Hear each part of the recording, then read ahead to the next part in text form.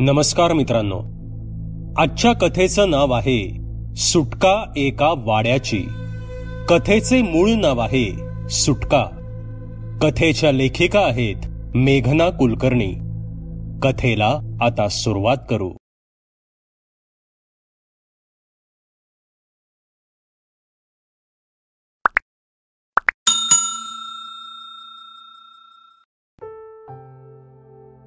कांचनचं लग्न नुकतंच ठरलं होतं. एकीकडे तिचे एक मन आईबाबांना सोडून जायचं म्हणून दुःखी होतं, तर दुसरं मन नवीन घर, नवीन माणसं मिळणार म्हणून आनंदून गेलं होतं. तिच्या मनाला नुसती हुरहुर लागली होती. सर्व नातेवाईकांची केळवण स्वीकारत आणि गोड कौतुकाच्या वर्षावात अखेर लग्नाचा मुहूर्त जवळ आला. लग्न थाटामाटात पार पडलं. लग्न झाल्यानंतर कांचन उंबरठ्यावरचं माप ओलांडून आपल्या नव्या घरी आली. सासरचं घर म्हणजे एक भला मोठा वाडा होता. तो भला मोठा वाडा पाहून खरं तर तिला मनात धडकीच भरली. आपण तर 5च माणसं आणि या भल्या मोठ्या वाड्यात राहणार. तिच्या मनात विचार चमकून गेला. वाडा सुंदर आणि पेशवेकालीन होता. गेल्या गेल्या चौक होता, नंतर दिवाणखाना, माझघर आणि शेवटी स्वयंपाकघर होतं. दिवाणखान्याजवळून एक जिना वर जात होता.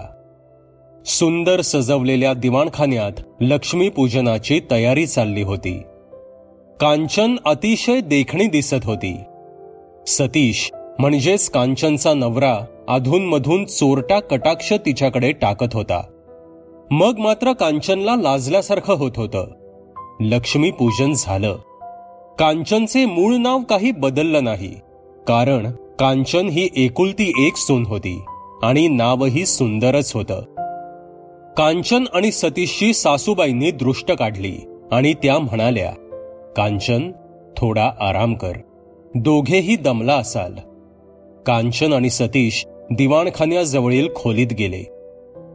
लग्नाचे विधी सुरू झाल्यापासून एक गोष्ट मात्र कांचनला सारखी खटकत होती आणि तीच खटकलेली गोष्ट कांचनने आता सतीशला सांगायचं ठरवलं. आणि ती खटकलेली गोष्ट म्हणजे लग्नाचे विधी चालू झाल्यापासून ती बघत होती की सतीशचे काका एकटक तिच्याकडे पाहत होते. त्या नजरेत तिला फक्त वासनाच दिसत होती. तिने 1-2दा त्यांच्याकडे सहज पाहिलं, पण त्यांची नजर हलतच नव्हती. पण नंतर तिने त्या गोष्टीकडे दुर्लक्ष केलं. सतीश खूप दमला होता, त्यामुळे आतील दिवाणावर तो पडून राहिला. हळूच कांचन त्या दिवाणावर बसल्यावर तिच्या मांडीवर सतीशने डोकं ठेवलं. कांचन लाजली. अहो, काहीही काय, कोणीतरी येईल ना आत, कांचन लाजून म्हणाली. येऊ देत, आता तू माझी हक्काची बायको आहेस, सतीश म्हणाला. अहो, मला जरा तुमच्याशी बोलायचं होतं, तुम्हाला काहीतरी सांगायचं होतं, कांचन म्हणाली. मग बोल ना, विचारतेस काय, सतीश म्हणाला. ते तुमचे काका जरा विचित्रच आहेत का हो, कांचनने विषय काढलाच. का ग, काय झालं, सतीशने विचारलं. त्यावर कांचनने इत्यंभूत घडलेलं आणि तिला जाणवलेलं सगळं काही सांगितलं. सतीशने कांचनचे सर्व काही ऐकून घेतलं. नाही ग, तसं काहीच नाही, सतीश म्हणाला. सतीश पुढे बोलू लागला. तो आपला शांत शांत असतो, घरातच असतो, मॅट्रिक पर्यंत शिकला. पुढे काही डोकं चालेना म्हणून बाबांनी शाळेतून त्याला काढून टाकलं आणि शेतीची कामं करावयास सांगितली. तेव्हापासून शेतीची कामं तो करतो, पण सांकामी आहे. आहार मात्र भरपूर आहे. काका बाबांना खूप घाबरतो, तू त्याच्याकडे लक्ष देत जाऊ नकोस, असं म्हणून सतीशने तो विषय तिथेच संपवला. पण कांचन नक्की कशा अर्थानं म्हणते आहे ते काही सतीशच्या लक्षात आलं नाही. मग कांचननेही जास्त विषय वाढवला नाही. नंतर सासूबाईंनी हाक मारली. लक्ष्मीपूजन पार पडलं. दुसऱ्या दिवशीच सत्यनारायणाची पूजा होती. मग कांचनची रवानगी सासूबाईंच्या खोलीत झाली. रात्रीची जेवणं उरकून सर्वजण झोपी गेले. मध्यरात्री कोणाच्या तरी भेसूर रडण्यामुळे कांचनला जाग आली. शेजारी सासूबाई गाढ झोपल्या होत्या. तो आवाज ऐकून कांचनला घामच फुटला. पण मनाची तयारी करून ती उठली आणि हळूच आवाज न करता तिने खिडकी उघडली. खिडकी उघडताच तो भेसूर आवाज आणखीनच मोठा येऊ लागला. तो आवाज ऐकून कांचन अक्षरशः घाबरूनच गेली. तिनं इकडे तिकडे पाहिलं तर काहीच दिसत नव्हतं. ती खिडकी बंद करणार इतक्यात अचानक तिला दिसलं की समोर 3 पाठमोऱ्या स्त्रिया मागच्या दारातील पिंपळाच्या झाडाखाली बसल्या होत्या. ते दृश्य पाहून कांचन अक्षरशः थिजून गेली. तिनं दार उघडून बाहेर जायचं ठरवलं, पण तेवढ्यात सासूबाई उठल्या. सासूबाईंना तिने घाबरतच घडलेला सर्व प्रकार सांगितला. कांचनचं ऐकून त्या मनातून सरकल्याच. अगं, नवीन जागा आहे, तुला कदाचित भास झाला असेल, पण तरीही बघू दे मला कुठे काय आहे बाहेर, सासूबाई म्हणाल्या आणि दोघी परत खिडकीजवळ गेल्या. पण आता तिथे कोणीच नव्हतं. बघ, तुला म्हटलं ना, तुला भास झाला असेल. कुठं काय दिसतंय? काही नाही, चल झोप बघू. उद्या पुन्हा पूजा आहे, उठायला उशीर होईल, सासूबाई म्हणाल्या. कांचन पुन्हा झोपायचा प्रयत्न करत होती, पण कांचनचा काही डोळ्याला डोळा लागत नव्हता. ह्या सर्व प्रकाराचा लवकरात लवकर छडा कसा लावता येईल ह्या विचारातच ती होती. काही वेळाने तो विचार करता करता तिचे डोळे कधी मिटले ते तिलाही समजलं नाही. पहाटे 5 वाजता सासूबाईंनी कांचनला उठवलं. आपली अन्हिके उरकल्यानंतर दोघींनी चहा घेतला. गुरुजी 8 वाजताच पूजेला येणार होते. तोपर्यंत सतीश आणि कांचन तयार झाले. यथासांग पूजा आणि गोंधळ पार पडला. संध्याकाळी सगळं आवरल्यानंतर कांचन मागच्या पिंपळाच्या झाडाखाली जाऊन बसली. इतक्यात त्यांच्याकडे काम करणारी रखमा पळत पळत बाहेर आली. वहिनीसाब, सांच्या पारी इथं कशा पायी बसलात? ही जागा लय वंगाळ हाय, इथं बसू नका, चला बरं घरात, रखमा म्हणाली. रखमाचे बोलणे ऐकून कांचन आश्चर्याने तिच्याकडे बघायला लागली. पण काहीही न बोलता कांचन तिथून झटक्यात उठली आणि रखमा बरोबर स्वयंपाकघरात आली. आता स्वयंपाकघरात त्या दोघीच होत्या. तसे संधी साधून कांचनने कालचा रात्रीचा विषय रखमाजवळ काढला. त्यावर रखमा बोलू लागली. काय सांगू वहिनीसाब, ही सगळी धाकल्या काकांची करतूत बघा. तुम्ही त्यांच्या वाऱ्याला बी उभं राहत जाऊ नका. का ग, असं काय झालं एवढं? कांचनने विचारलं. मुडदा बशिवला त्याचा, त्यानं सगळं केलं म्हणून या वाड्याला समदा गाव झपाटलेला म्हणतो या. वहिनीसाब, त्याची नजर लय वाईट बघा. एक बाई तो सोडत नाही म्हणून वाड्यावर कुणी बी बया येत नाहीत. मी बी लय सावधपणे या वाड्यावर राहते, रखमा म्हणाली. हो, अगं पण त्या तिघी कोण होत्या आणि त्या मध्यरात्री का रडत होत्या? तुला काही माहित आहे का याबद्दल? कांचनने विचारलं. भय सांगते, समद सांगते, असं म्हणून रखमा पुढे बोलू लागली. अहो, त्या धाकल्या काकांचं बाबांनी लग्न लावून दिलं, पण त्याच्या रोजच्या रात्रीच्या त्रासाला कंटाळून त्याची बायको गेली 1 दिवस माहेरला निघून. मग याला तर रोज रात्री बाई लागायची. मग काय, या वाड्यावर कामाला येणाऱ्या बायांच्या माग लागायला लागला. या वाड्याबाहेरच्या खोलीत तो त्यांना घेऊन जायचा. बिचाऱ्या पैशाच्या आमिषानं जायच्या. तुटपुंजे पैसे देऊन हा त्यांचा उपभोग घ्यायचा. त्या गरोदर राहिल्या की अब्रूच्या भीतीनं शेवटी विहीर जवळ करायच्या. अशा त्या तिघी हायती. रोज रात्री त्यो आवाज वाड्याच्या बाहेरून येतो. पण तुम्ही सावध राहा, घाबरू नका, मी तुमच्या बरोबर हाय. घरची बेआबरू होईल म्हणून घरच्यांनी पण हे प्रकरण दाबलं. इतक्यात सासूबाई स्वयंपाकघरात आल्या. तसे रखमा आणि कांचनने तो विषय तिथेच संपवला. जेवणं उरकली. सासूबाईंनी कांचनला वरच्या खोलीत दूध घेऊन जाण्यासाठी सांगितलं. कांचन वर निघाली. इतक्यात तिथे काका आले. त्यांची अत्यंत विखारी आणि वाईट नजर कांचनच्या शरीरावरून फिरू लागली. पहिल्यांदा कांचन घाबरली, पण नंतर नजरेला नजर देत कांचन म्हणाली, काका काय पाहिजे, असं का बघताय? त्यावर काका छदमी हसत म्हणाले, कळेल, लवकरच कळेल. त्यांच्या या वाक्याचा अर्थ काही कांचनला उमगला नाही, पण त्यांचा निडरपणे सामना करायचं कांचननं ठरवलं. ती रात्र सरली आणि पहाट झाली. पहाटे कांचनला जाग आली. सतीशच्या तृप्त चेहऱ्याकडे बघून कांचनलाही समाधान वाटलं. आज कोणताही नकारात्मक विषय सतीशकडे काढायचा नाही असं कांचननं ठरवलं होतं. सतीशला गाढ झोप लागली होती. कांचन हळूच उठली आणि आंघोळीसाठी कपडे घेऊन परसदारी गेली. आंघोळीसाठी बाहेर पडताना तिला सारखं वाटत होतं की कोणीतरी आपल्या मागं येत आहे. ती बाथरूम मधून बाहेर आली आणि समोरचं दृश्य पाहून ती तिथेच थिजली. तिच्या समोर एका स्त्रीची पांढरी आकृती होती. ती पांढरी आकृती त्या अभद्र खोलीकडे बोट दाखवत होती. कांचनला पहिल्यांदा काहीच कळालं नाही, पण नंतर ती आकृती कांचनला त्या खोलीकडे जावयास खुणावत होती.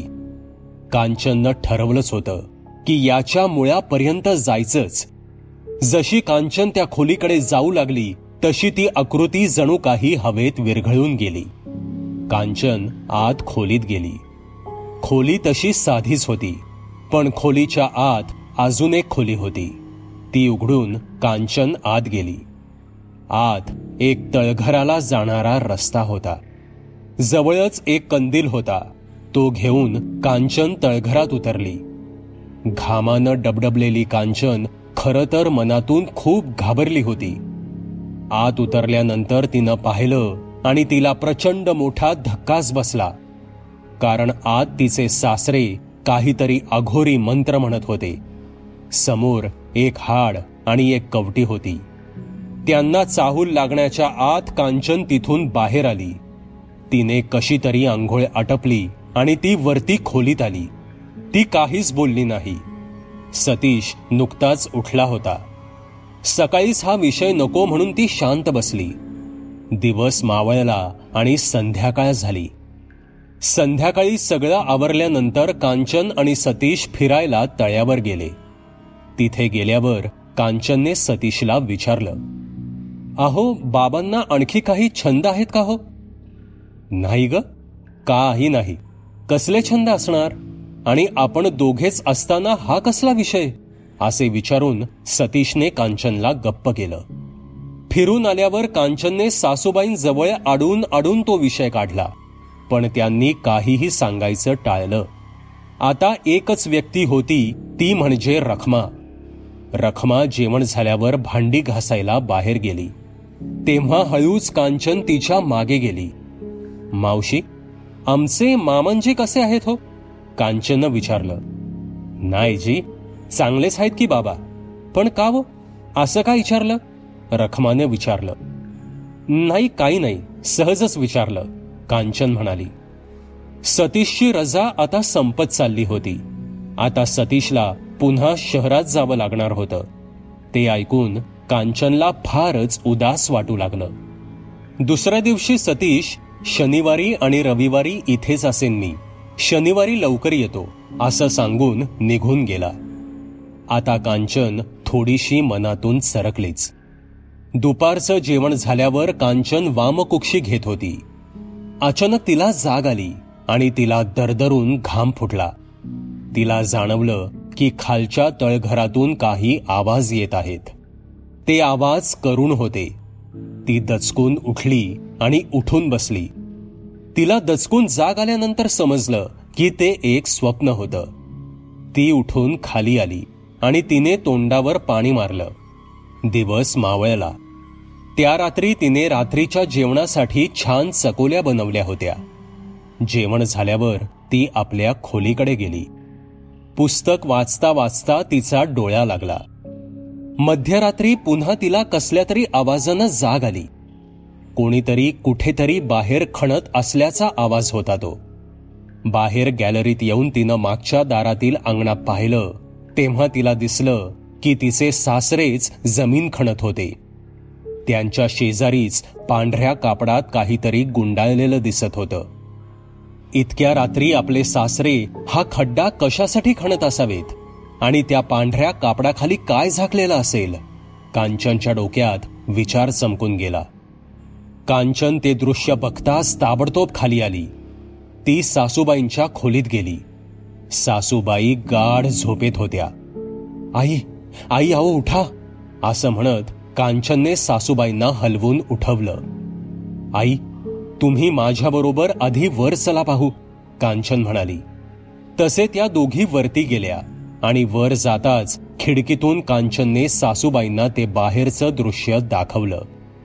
आई मला सांगा हे सर्व काय आहे, कांचनने विचारलं. ते पाहून सासूबाई मटकन बेडवर बसल्या आणि म्हणाल्या, पोरी काय सांगू तुला कर्मकहाणी, असे म्हणून सासूबाई रडू लागल्या. कांचनने त्यांना सावरलं. आई रडू नका, काय आहे ते स्पष्ट सांगा, कांचन म्हणाली. तसे सासूबाईंनी सांगायला सुरुवात केली. मी लग्न होऊन या घरात आले तेव्हा तर सगळं चांगलं चाललं होतं, पण नंतर यांना त्या अघोरी विद्येची कुठून ओळख झाली कुणास ठाऊक. कदाचित बाहेर कोणाकडून तरी ते ती अघोरी विद्या शिकत असावेत. मी त्यांना खूप वेळा ह्या प्रकाराबद्दल विचारलं, पण त्यांनी मला सरळ उत्तर कधीच दिलं नाही. त्यांना प्रश्न विचारलेले आवडत नसत.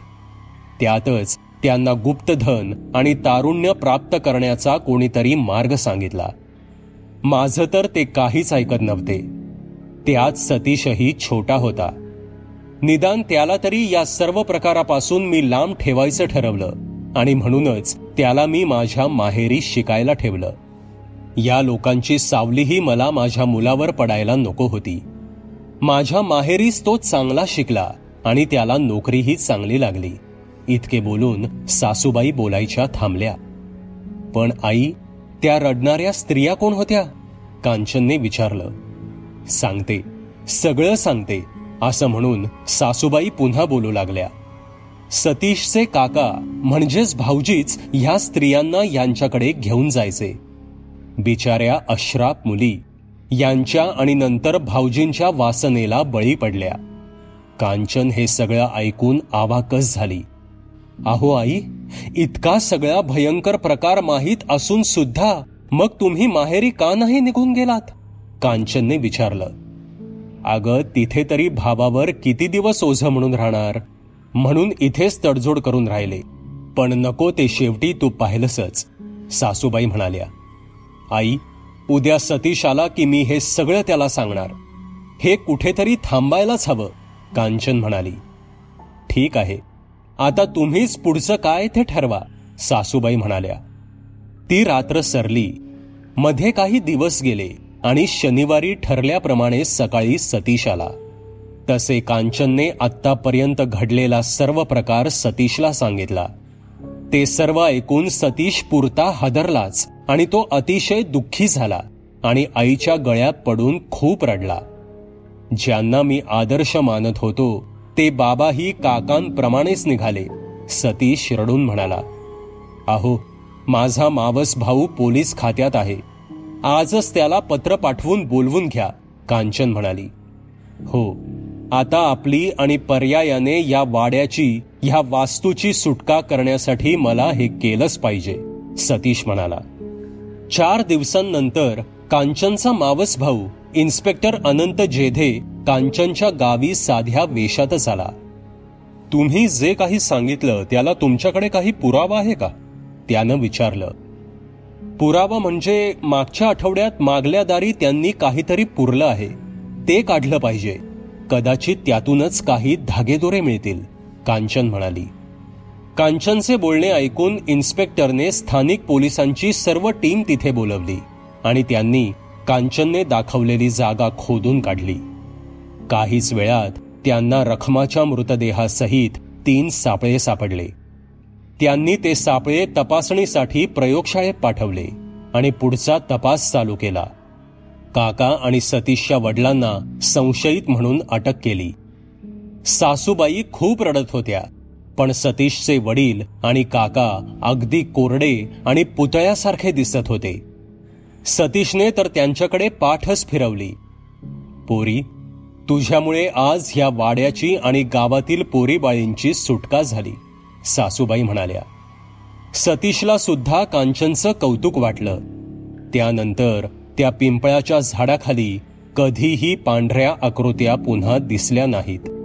कुठल्याही रात्री वाड्यातून कोणताही भेसूर आवाज पुन्हा आला नाही. त्या वाड्याची, त्या सैतानांच्या तावडीतून खरोखरीच कायमची सुटका झाली होती.